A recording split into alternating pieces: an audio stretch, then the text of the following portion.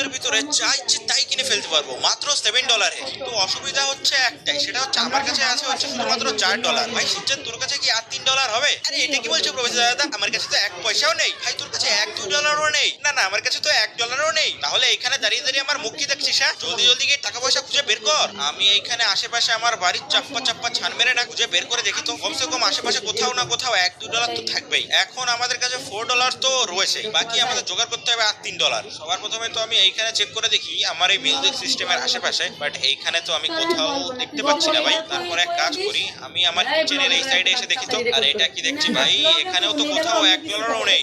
পিৎজাটা আমি পারচেজ করেছিলাম $10 দিয়ে, আমি তো ভুলেই গেছিলাম যে আজকে হচ্ছে $7 ডে। যদি টাকাটা সেভ করে রাখতাম, পিৎজাটা না কিনে, তাহলেই ভালো হতো। এখন আজকের দিনে কি এই সমস্ত কিছু হওয়ার ছিল? হ্যাঁ, কোথাও তো টাকা পয়সা পাচ্ছি না। আরে আমাদের এই সোফা ফোফার নিচে নেই তো? যখন আমরা আমাদের বাড়িতে কোথাও টাকা পয়সা খুঁজে না পাই না, তখন আমরা সোফার নিচে টাকা পেয়ে যাই। এক কাজ করি, এই সোফাটা নিচে চেক করে দেখি ভাই এখানে তো কিছু নেই। তারপরে সামনের দিকে যে আরো কয়েকটা সোফা রাখা রয়েছে, এইগুলোর নিচে চেক করে দেখি তো এখানেও তো দেখতে পাচ্ছি না। এক কাজ করি, এই সাইডে এসে দেখি ভাই এইখানে, আরে তো পেয়ে গেছি, এখানে $1 পড়ে রয়েছে। জলদি জলদি এটাকে আমি উঠিয়ে নিই। এখন তো আমাদের কাছে হয়ে গেছে পুরো $5। আর $7 কমপ্লিট করার জন্য আমাদের দরকার হবে মাত্র আর $2। আর এতগুলো তো নিশ্চয়ই শিনচানের চপ না, ওইদিকে কিছু টাকা পয়সা তো খুঁজে বের করে ফেলেছে। আরে ভাই শিনচানের চপ, তোরা কি কোনো টাকা পয়সা খুঁজে বের করতে পারলি? আরে না না প্রফেসর, আমরা তো 1 পয়সাও পাইনি। ভাই চপ তোর কাছেও নেই? আরে না, আমার কাছে তো $1 করিও নেই। $1 তো অনেক দূরের কথা। আরে এটা কি বলছিস ভাই?